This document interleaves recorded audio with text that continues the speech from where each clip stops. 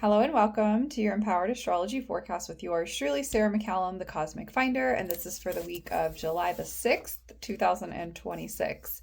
All right, so over the course of this week, the moon will be waning or gradually decreasing in light as we make our way towards a new moon in Cancer mid-month. So we are in the midst of Cancer season, and we are officially in the throes of summer in the Northern Hemisphere.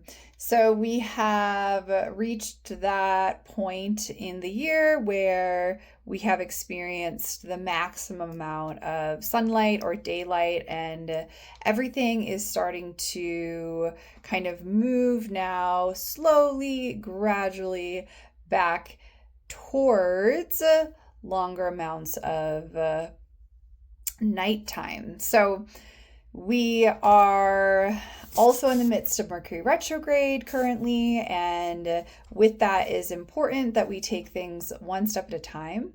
We are sure to edit our emails before pressing send. We are reviewing our text messages before moving them along. And, again, when it comes to signing contracts and things of that nature, it is really not an ideal time for that type of activity. So tending to back office needs, refining, reflecting, revisiting, that is the energy that is effective during Mercury retrograde. Okay, on the 7th of July, Neptune will move retrograde, joining Mercury as well as Pluto.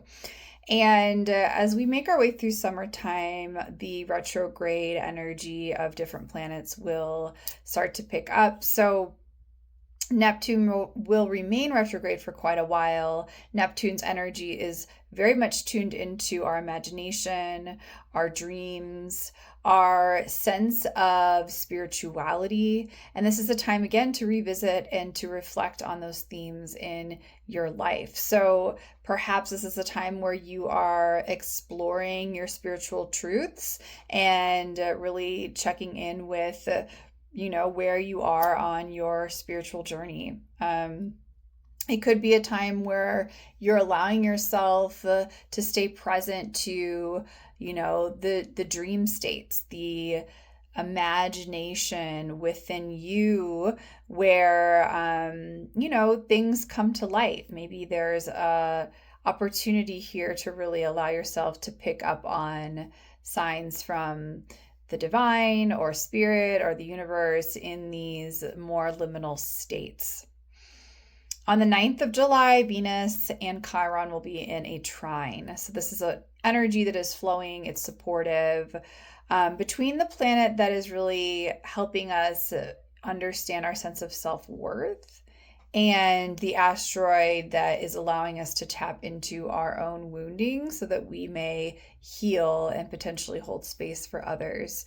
So maybe recognize, how these two energies are playing on one another, and allow yourself to stay present to messages that may come through in regards to your sense of self-worth, your ability to attract and magnetize abundance, your relationship with wealth, and also your inner process around, being open to diving into your wounding, your triggers, your traumas, and processing some of those deeper themes.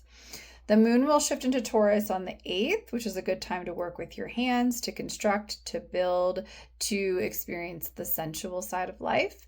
It will shift into Gemini on the 10th. This is where we can work with the mind. We can tap into messages and communications with others. And then it will move into Cancer on the 12th. So this is a great time to connect with your home, with your family, and to make your space more comfortable, more secure. All right, lastly, let's pull a card out of Moonology, which is a beautiful oracle deck by Yasmin Boland. I worked with this deck during my live collective card pull, which you can check on my YouTube channel under live videos. I love this deck very much, so we're just gonna allow a message to come through for us all for this week, the week of the 6th of July, and just allowing that message to flow. So here we go. We have faith in your dreams, which is a message about the waxing crescent moon phase. So let me read that to you all. Don't give up. The situation you're asking about is still taking shape. You're nowhere near the end of the story. Whatever's happening now is just a step along the way. As they say in the self-help classics, everything will be okay in the end. If it's not okay, it's not the end. However, the waxing crescent moon card is a reminder that you must still keep working towards whatever it is that you want.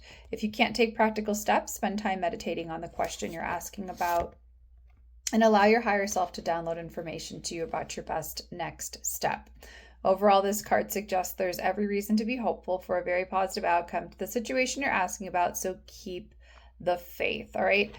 Focus on what you want. This is very much tuned into the energy of Neptune retrograde, all right? Allow yourself space to meditate. Allow yourself space to receive those softer, gentler, more spiritually aligned messages this week.